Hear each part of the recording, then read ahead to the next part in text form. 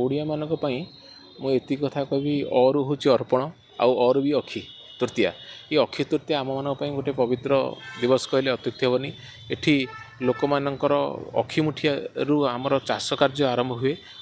ଓଡ଼ିଆ ଜାତିର ଚାଷ ହେଉଛି ଗୋଟେ ପ୍ରତୀକ। ଏଇଠି ଆମେ ଅନୁକୂଳ କରିକିରି ଆମେ ଜଗନ୍ନାଥଙ୍କ ପାଖକୁ ମଧ୍ୟ କାଠ ଠାରୁ ଆରମ୍ଭ କରି ବିଭିନ୍ନ ପବିତ୍ର କାମ କରାଯାଏ।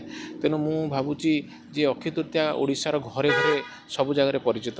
ତେଣୁ ସମସ୍ତେ ଭାବନ୍ତି ଏଠି ସୁନା କିଣିଲେ ବୋଧେ ଧର୍ମ ବଢ଼େ ବା ଦାନ ବଢ଼େ, କିନ୍ତୁ ମୁଁ ସେ କଥା ଭାବିବି ନାହିଁ।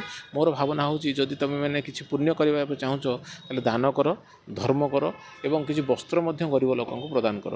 ଯେଉଁଥିରେ ତୁମମାନେ ଆଗକୁ ଯାଇପାରିବ ଏବଂ ଅକ୍ଷି ତୃତୀୟାର ପ୍ରକୃତ ଲକ୍ଷ୍ୟ ସାଧନ ହୋଇପାରିବ। କିନ୍ତୁ ଅକ୍ଷି ତୃତୀୟା କେବଳ ନୁହଁ ଯେ ସୁନା କିଣିଦେଲେ ବା ସୁନା ମାଫିଆମାନଙ୍କୁ ବା ସୁନା ମାଲିକମାନଙ୍କୁ କୋଟିପତି କରିବାର ଏ ଗୋଟେ ଯେଉଁମାନେ ଭାବନ୍ତି ଯେ ସୁନା କିଣିଦେଲେ କେବଳ ତାଙ୍କର ଧନ ବଢ଼ିବ ବୋଲି, ଏହା ଗୋଟେ ମିଥ୍ୟା ଧାରଣା। ଯଦି ତୁମେ ପ୍ରକୃତରେ ବଡ଼ ହେବା ପାଇଁ ଚାହୁଁଛ ବା ଧନୀ ହେବା ପାଇଁ ଚାହୁଁଛ ତାହେଲେ ଗରିବମାନଙ୍କୁ ଦାନ କର, ବସ୍ତ୍ର ଦାନ କର, ଧର୍ମ କର ଏବଂ ଦାନ କର, ଯାହାଫଳରେ କି ତୁମେ ଜୀବନରେ ବଡ଼ ହୋଇପାରିବ। ତେଣୁ ଅକ୍ଷି ତୃତୀୟାରେ ମୂଳ ଲକ୍ଷ୍ୟ ରହୁ ଯେ ସବୁବେଳେ ଅନ୍ୟ ଲୋକମାନଙ୍କୁ ସାହାଯ୍ୟ କରିବା, ବସ୍ତ୍ର ଦାନ କରିବା, ଯାହାଫଳରେ ଲୋକମାନେ ଅଧିକ ଆଗକୁ ଯାଇପାରିବେ। କିନ୍ତୁ ଅକ୍ଷି ତୃତୀୟାରେ ସମସ୍ତଙ୍କୁ ମୁଁ ଗୋଟିଏ କଥା କହିବି, ଏଇ ଅକ୍ଷି ତୃତୀୟାରୁ ଅନୁକୂଳ ହୁଏ ଚାଷର କାର୍ଯ୍ୟ। ଓଡ଼ିଶାର ଘରେ ଘରେ ଅକ୍ଷି ତୃତୀୟା ପରିଚିତ।